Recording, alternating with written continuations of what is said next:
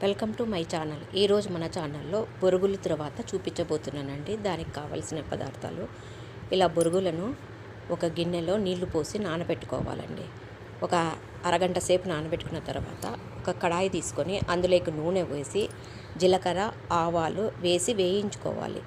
అవి వేగుతున్నప్పుడే పచ్చిశనగపప్పును కూడా వేసి వేయించుకోవాలి.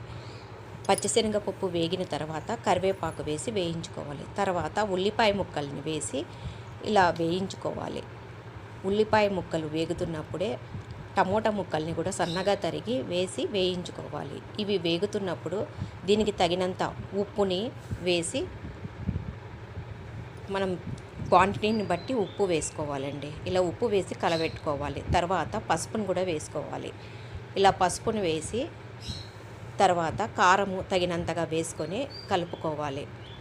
ఇలా మిశ్రమాన్ని అంతా బాగా కలుపుకొని ఉల్లిపాయలు బాగా మగ్గేటట్లు వేయించుకోవాలి.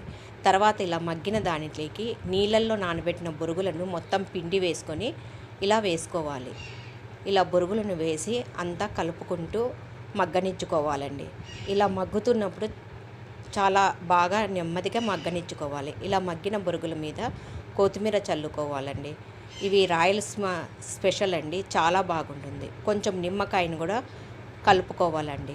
ఇంతేనండి బొరుగుల తర్వాత. ఇది ఉదయం టిఫిన్కు కానీ చాలా బాగుంటుందండి. దీంట్లోకి బజ్జీలు కూడా వేసుకొని తీసుకోవచ్చండి. నేను పప్పుల పొడితో సర్వ్ చేసుకున్నానండి. ఇలా పప్పుల పొడి బొరుగులు తింటే చాలా బాగుంటుందండి.